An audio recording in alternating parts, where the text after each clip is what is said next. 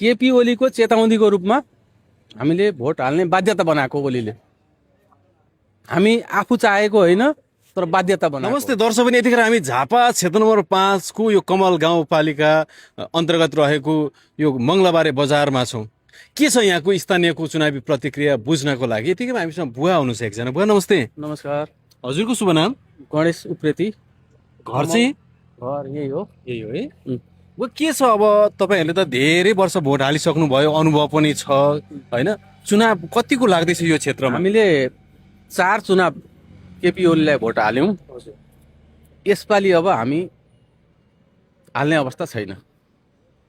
किन त्यस्तो अवस्था आयो बुवा? अवस्था भनेको नेपालमा 4 चोटि प्रधानमन्त्री भइसकेका मान्छेले नेपालमा रेलमार्ग भनेर एउटा भ्रम छडेर 5 वर्षसम्म जग्गा सबैको रोका राखिदिए। पूर्व पश्चिम लोकमार्गदेखि सबैतिरको। अनि ग्यास पाइप, रेलमार्ग, भ्रम फैलाएपछि हामीले अब यो क्षेत्रको स्थानीय हुन्, तर उहाँलाई भोट हाल्दैनौँ हामी। भनेको यसमा अलिकति रिस पनि देखियो बुवा। कस्तो रिस?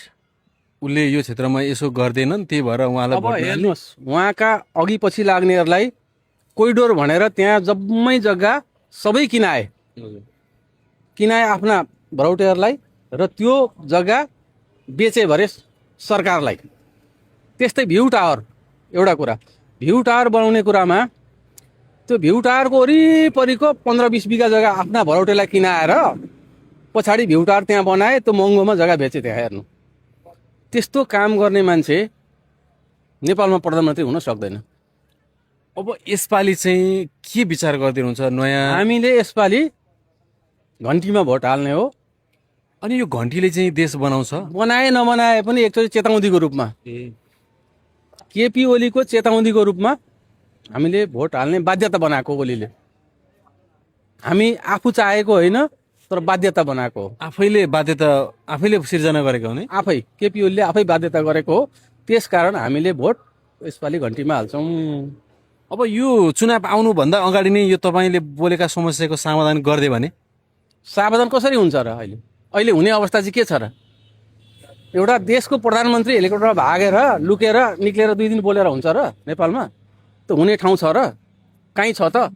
उहाँ भाग्नु भएको होइन अरे, भागे जस्तो गरिदिनु भएको अरे नि त। त्यस्तो होइन। मलाई अहिले मार्थ्यो होला, म भागेको भनेर आफै अभिव्यक्ति दिइराख्नु भएको छ त, कि हामीले भन्नुपर्छ र? हवस् बुवा, थोरै जानकारी दिनुभयो, धन्यवाद।